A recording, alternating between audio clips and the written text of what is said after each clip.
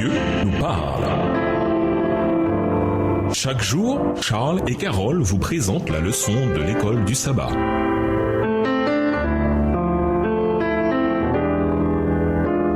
Bienvenue dans votre émission Dieu nous parle. Nous voilà de jeudi. Si, lisons les versets suivants. Quel est leur point commun? Que nous enseigne-t-il sur la nature de l'alliance? Genèse 18, verset 19, Genèse 26, verset 4 et 5, Exode 19, verset 5, Lévitique 26, verset 3. Genèse 18, le verset 19. Car je l'ai choisi afin qu'il ordonne à ses fils et à sa maison après lui de garder la voie de l'Éternel en pratiquant la droiture et la justice, et qu'ainsi l'Éternel accomplisse en faveur d'Abraham les promesses qu'il lui a faites. Genèse 26, versets 4 et 5. Je multiplierai ta postérité comme les étoiles du ciel. Je donnerai à ta postérité toutes ces contrées, et toutes les nations de la terre seront bénies en ta postérité, parce qu'Abraham a obéi à ma voix et qu'il a observé mes ordres, mes commandements, mes statuts et mes lois. Exode 19, le verset 5. Maintenant, si vous écoutez ma voix et si vous gardez mon alliance, vous m'appartiendrez entre tous les peuples, car toute la terre est à moi. Lévitique 26, verset 3. Si vous suivez mes lois, si vous gardez mes commandements et les mettez en pratique. Dieu reconnaît ouvertement qu'Abraham a été fidèle à mon ordre, mes commandements, mes prescriptions et mes lois. Genèse 26, verset 5 dans la version Colombe. Il est donc sous-entendu que Dieu souhaitait que tous ceux qui étaient concernés par l'alliance aient cette même attitude. La description de l'alliance conclue au Sinaï montre de façon très claire que l'obéissance est l'un des aspects fondamentaux de l'alliance. Le texte d'Exode 19, verset 5 dit clairement « si vous m'écoutez ». La nature conditionnelle de l'alliance est indéniable. Bien qu'elle ait été faite par grâce, qu'elle ne soit pas méritée, bien qu'il s'agisse d'un don, les promesses relatives à l'alliance n'étaient pas inconditionnelles. Le peuple pouvait rejeter ce don, refuser la grâce de Dieu et se détourner des promesses. L'alliance, comme le salut, ne va jamais à l'encontre du libre arbitre. Le Seigneur ne force pas les gens à entretenir une relation avec lui et à accepter le salut qu'il leur offre. Il ne leur impose pas son alliance. Il l'offre librement à tous. Chacun est invité à l'accepter. Pour ceux qui acceptent cette alliance, certaines obligations s'ensuivent. Non pas dans le but de gagner les bénédictions de l'Alliance, mais pour témoigner des bénédictions reçues dans le cadre de l'Alliance. Le peuple d'Israël devait obéir, non pas pour mériter les promesses, mais pour qu'elles se réalisent par son intermédiaire. L'obéissance du peuple démontrait ce à quoi cela ressemblait être béni par le Seigneur. L'obéissance ne permet pas de mériter les bénédictions, dans le sens où Dieu est obligé de les accorder. Au contraire, l'obéissance crée un environnement dans lequel les bénédictions liées à la foi peuvent se réaliser. Vous suivrez en tout la voie que le Seigneur votre Dieu vous a prescrite afin que vous viviez, que vous soyez heureux et que vous prolongiez vos jours dans le pays dont vous prendrez possession. Deutéronome 5, le verset 33. L'Éternel dit-il ici aux Israélites que s'ils obéissent, ils mériteront ces bénédictions, que ces bénédictions leur seront dues? Ou bien dit-il, si vous obéissez, ces bénédictions peuvent survenir parce que l'obéissance ouvre la voie à leur accomplissement? Quelle est la différence entre ces deux idées? Au revoir. Et à demain si Dieu veut.